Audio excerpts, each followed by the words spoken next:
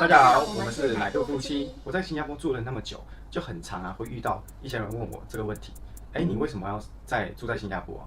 马来西亚也很好啊，东西又很好吃，然后居住环境又很好。对啊，我也是常常遇到这个问题。很多人如果他们知道我是台湾人的话，都会很好奇，为什么你会想要在这里生活？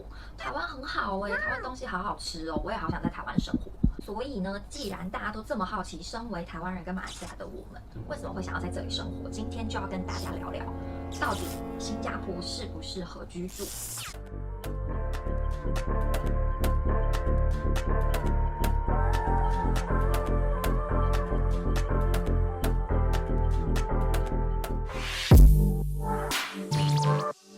首先，我觉得在新加坡那个大众运输真的很方便。虽然国家的面积跟马来西亚还是台湾相比真的小很多，但是也相对的，它的大众运输发展的很好，很普及。像我觉得在马来西亚有些地方还是开车真的会比较方便，也因为这样子大家都有车，一户人家车比手机还要多。对啊，而且我觉得新加坡人他们在路上开车都很遵守交通规则，我觉得法律严格也是有差啦，所以我觉得在这里生活你真的会觉得就是很安全。但是我听说在新加坡买车很贵耶。对，是真的很贵，基本上在新加坡车子跟台湾或马来西亚比较已经贵了一些些，然后你买了车子，你还要再买 COE 这个东西才能开你的车子，然后这 COE 不是一辈子的是你每10年要更新一次。哇，所以每10年就要花一次这笔钱才可以再继续开车。对，所以你买车或养车，基本上在新加坡都是一笔很大的开销。但我觉得在新加坡虽然买车很贵，可是它的公共交通已经是非常的便利了，你其实不需要开车的。而且我觉得这边的叫车的 App 真的太好用，就是也不贵，然后选择很多又很便利，所以我觉得在新加坡开车这个问题，我觉得倒是还好。你会不会觉得在新加坡的食物没有马来西亚的好吃啊？当然，如果你问我的话，我还是觉得马来西亚的食物会比较好吃。这是针对马来西亚种类的食物。就像你在新加坡吃台湾食物，你也会总觉得好像少了一个台湾味道。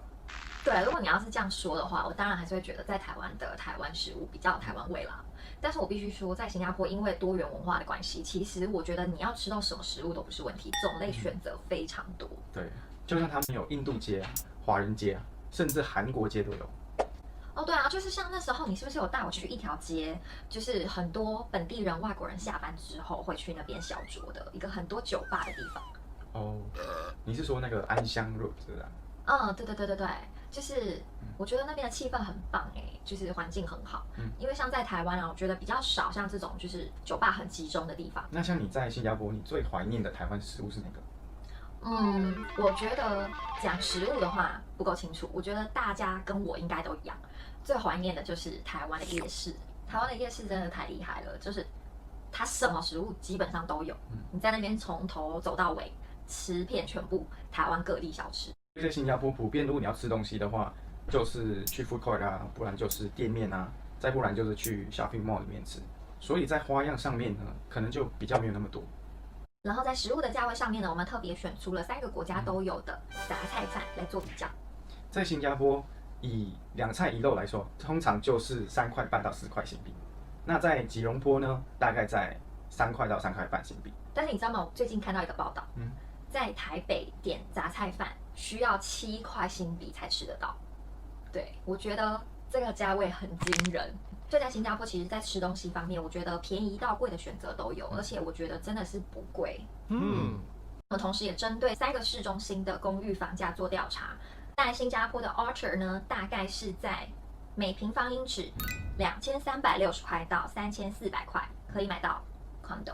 那在吉隆坡呢，市中心这个叫达文萨拉的地方，平均每1个 square feet 是613新币到2461新币，就可以买到一间公寓。同样的，我们也是需要缴一笔印花税。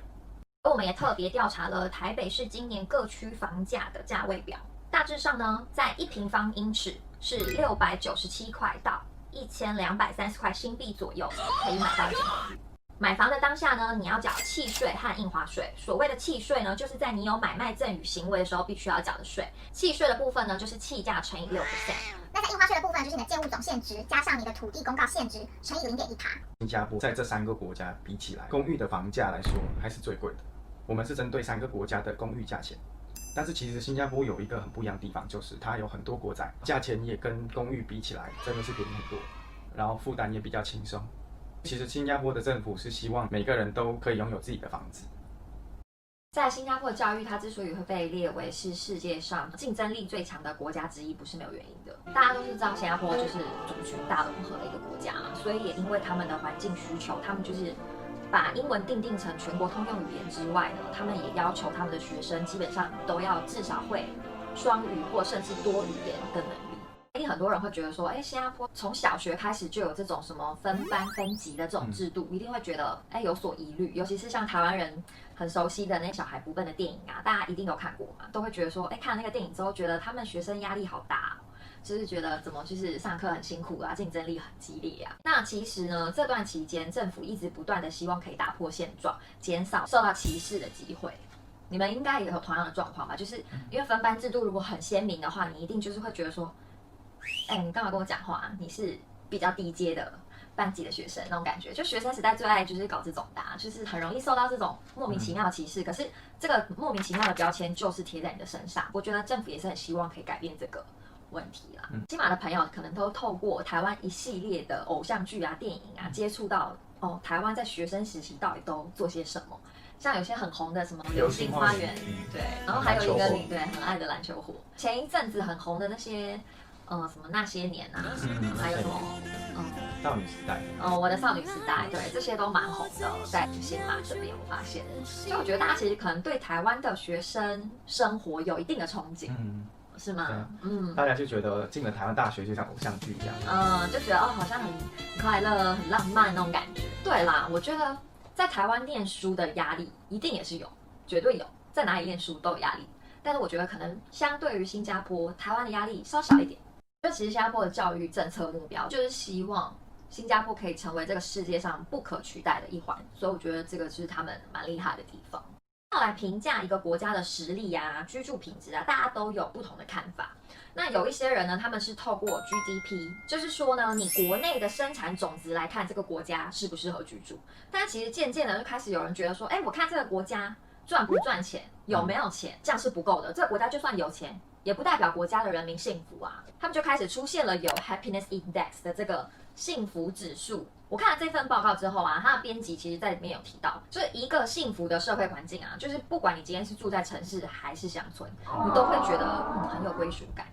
所以他们觉得说，一个国家到底适不适合居住啊，贫富已经不是重点。所以你在看这个幸福指数报告的时候啊，你可以发现有很多经济水平不高的国家，但是它的名次却在很前面。近些年来啊，又开始有一个叫做 SPI， 这个大家我相信也都听过。这个社会进步指数呢，它可以进一步的从3个领域去探讨。首先是 Basic Human Needs，还有 Foundation of Well-being 跟 Opportunity 3个领域呢，去讨论人民到底在这一个国家生活的幸不幸福、舒不舒适。那在2020年的 GDP 统计呢，台湾排名在22，马来西亚排名在36名，那新加坡是排名在38名。大家都知道新加坡都是进口的比较多嘛，跟生产量比较大的国家来比的话，你在这里名次才会比较落后。那根据幸福指数的统计呢，台湾是排名在25名，新加坡排名在31名，马来西亚是排名在82名。那为什么马来西亚的幸福指数会那么低？不是没有原因的。Happiness Index 呢，除了探讨了 GDP， 同时它也有包括了国民福利。那国民福利就众所周知，马来西亚的贪污指数真的是很精彩，国民其实对国家政府有很多的不满，因为这样子幸福指数才有那么大的落差。那在最新的 Social Progress Index 呢，新加坡是排名在29，马来西亚排名在48。台湾呢？台湾没有在名单里面，对不对 ？But Taiwan can help 。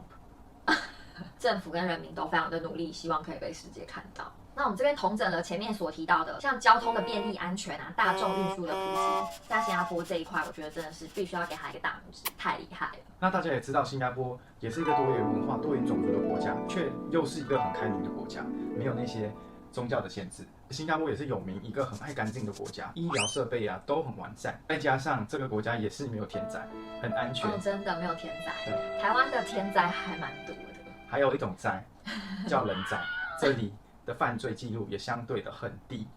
你们在马来西亚也知道，每一个人至少会认识那一个朋友是有被打抢夺的经验。新加坡就是真的是法律比较严格啦，对啊必须这样说。嗯，所以在马来西亚，可能你们的犯罪比例相对的其实真的蛮高的。我们要回到自己的国家，有时候都会变得有点太松懈，这样也不是一件好事哈。时不时还是要提醒一下自己的，就是你现在不是在新加坡，你在马来西亚哦。